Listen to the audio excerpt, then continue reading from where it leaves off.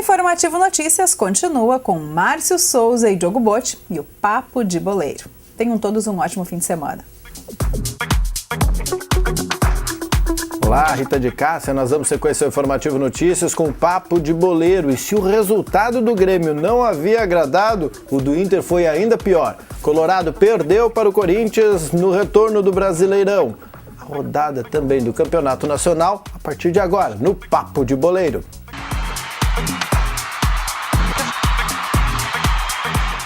Me parece que o solo mexicano é bom para o lajadense Marcel Stirmer na patinação, Diogo Botti. Mais um ouro lá depois de Guadalajara, em 2011, o tricampeonato pan-americano.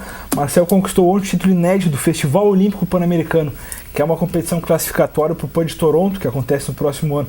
Marcel ficou na frente do Diego Duque, que é colombiano, e do mexicano José Luiz Dias, que ficou em terceiro. Com essa medalha aí, o Marcel se garante no Pan-Americano aí, quem sabe o tetracampeonato vem para o brasileiro o ano que vem. Aí, que beleza. Agora nós vamos ver e ouvir aquela que tudo sabe sobre o futebol do Vale, principalmente Helena Bazejo. Olá!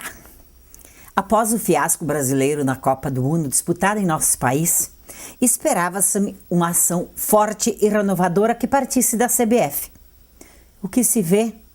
O presidente Marim nomeando o empresário dos jogadores Gilmar Rinaldi como coordenador geral das seleções. Tipo assim, ele colocou a raposa para tomar conta do galinheiro. Para piorar, o rancoroso Dunga é amigo íntimo de Rinaldi e tem chances de voltar a dirigir a nossa seleção sem nunca ter feito um trabalho destacado nem em clubes. Por essas e outras, que temos que temer ainda mais pelo futuro do futebol brasileiro. A retomada do Campeonato Nacional nos mostrou que aquele futebol apresentado na Copa do Mundo é apenas um reflexo do que nós estamos vivendo aqui. Jogos fracos, futebol pobre, muito longe do que se vê na Europa e em outros países e o que se viu na própria Copa. Pelo que jeito, temos que rezar para que a situação melhore. Obrigado, Helena. Diogo, o resultado do Grêmio no meio da semana deixou os gremistas um pouco tristes. Joguinho aqui, empatezinho 0-0, mas os colorados levaram um susto no início do jogo de ontem. É verdade, parecia Brasil e Alemanha, assim, né, Márcio? O Inter num apagão de menos de 10 minutos, aos 7 e aos 9, tomou 2 gols e praticamente viu a derrota já sacramentada ainda no primeiro tempo, né? Depois equilibrou, o Abel promoveu a entrada do Cláudio Vinck no lugar do João Afonso, que se mostrava nervoso, tinha tomado amarelo e tal, podia acabar de ser expulso. O Inter acabou melhorando, recuperou a posse de bola e tal, mas só foi buscar o gol de descontos aos 46 minutos do segundo tempo com o próprio Cláudio Vinck de cabeça. Foi um resultado péssimo pro Inter, né? Que a dupla Grenal, início da tabela, lutava pelo G4, hoje beira 8ª e 9ª posição, né? Então foi um resultado muito ruim, o Cruzeiro venceu de novo, né? Já abre 6 pontos com relação à dupla Grenal e aí deslancha na frente aí, que pra buscar vai ser complicado agora. Vamos ver os gols aí, depois dos gols nós falamos sobre o que faltou para esse time do Internacional.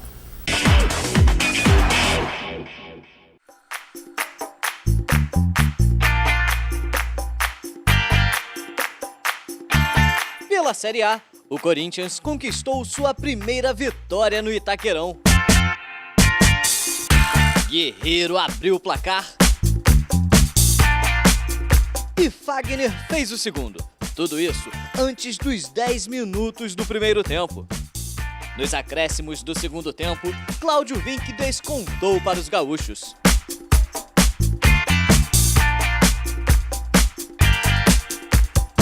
Na Vila Belmiro, o Santos derrotou o Palmeiras no clássico da rodada. Bruno Vini fez 1-0 e Alisson marcou o segundo. Final, Santos 2, Palmeiras 0.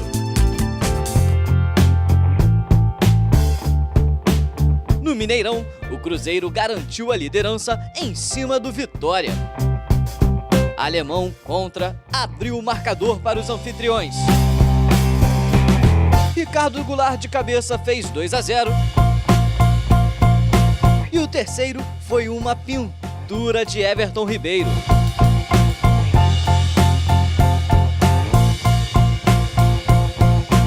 No fim, a Ayrton de falta fez o gol de honra dos baianos. Cruzeiro 3, Vitória 1.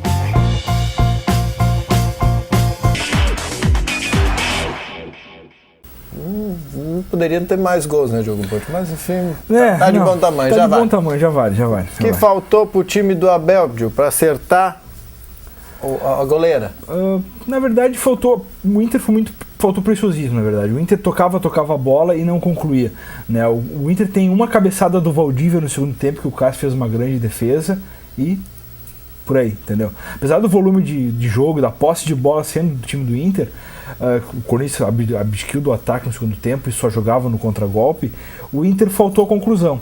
Rafael Moura teve logo 1 minuto de jogo no primeiro tempo ali, que chutou e logo depois tomou o gol e tal, então foi um desespero já ali. Então o Inter faltou conclusão, faltou arremate, o Alex fez muita falta e o Arangue segue fazendo muita falta, né? O chileno se recupera de uma lesão no joelho.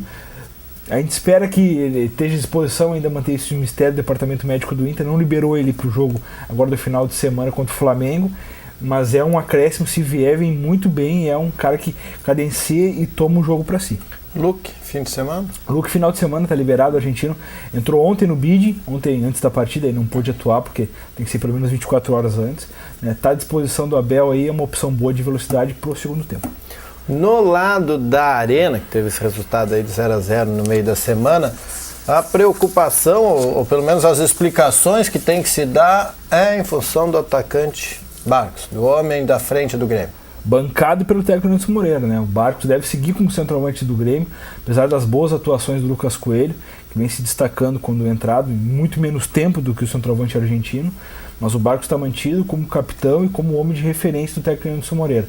Até na entrevista coletiva após o jogo, lá do empate 0-0 contra o Goiás, o Anderson deixou muito claro assim, que ele não vai estar dando chance a toda hora. Ele vai apostar no jogador, porque o jogador tem que ter a confiança, tem que saber que o grupo está com ele, até algumas demonstrações do próprio grupo gremista ali, de apoio ao Barcos, mas o certo é que o Barcos permanece no ataque, apesar da fumaceira da torcida aí. Os dois times gaúchos estão empatados na classificação, estavam um pouquinho mais à frente, lá beirando o G4, agora mais abaixo, Diogo Botti. Isso. Além desses dois times, Internacional e Grêmio, como anda a classificação do Brasileirão, agora na 10ª rodada? Coloca na tela para nós aí, após 10 jogos da Brasileirão da primeira divisão, o Cruzeiro é o líder com 22 pontos, seguido do Corinthians e do São Paulo, ambos com 19. O Sport aparece em quarto com 17, seguido do Santos com 16, do Fluminense com 16, Atlético, aí é um bolo com 16, né? Atlético Paranaense em sétimo com 16, Inter com 16 e o Grêmio também com 16. O Goiás na 10ª posição também com 16 pontos. Virando a página, o Atlético Mineiro é o 11º com 14, seguido do Palmeiras com 13, do Criciúma com 11, do Botafogo com 9 e da Chapecoense com 8. Também com 8 aparece o Bahia. Na zona de rebaixamento a gente tem o Figueirense com 7, Curitiba com 7, Vitória com 7 e a lanterninha é do Flamengo. Tá bem dividido. Tá bem dividido, né? né? Dividido aí. Flamengo na lanterninha tá bom pra ti? Tá, de bom tamanho. Me serve. Antes ele do que um time gaúcho, né? É verdade.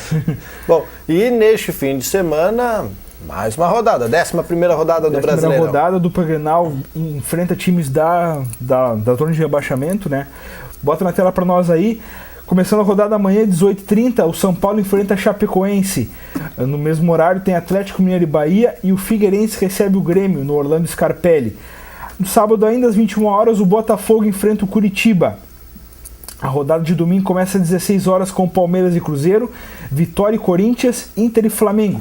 O Inter, que esse jogo deve prestar várias homenagens ao Fernandão, falecido no mês passado.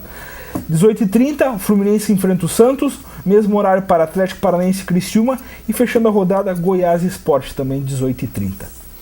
O futebol viveu um momento triste, desde a morte do Fernandão aí morte também do narrador Luciano do Vale, morte do Osmar de Oliveira, né, o doutor. Tá sendo uma avalanche assim de gente, né? É que na verdade a nossa geração também, o pessoal que nos inspirou já tá meio velhinho, né, mano? Falando desse jornalista mais antigo, mas realmente o Fernandão foi uma tragédia, né?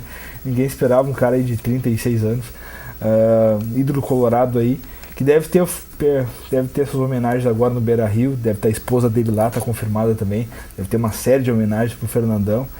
Um ídolo eterno aí. Ontem o Inter jogou, a braçadeira de capitão do D'Alessandro tinha um F9, né? Então já é alguma das homenagens aí que o Inter deve fazer ao longo do ano, que a camisa 9 segue sem ser usada.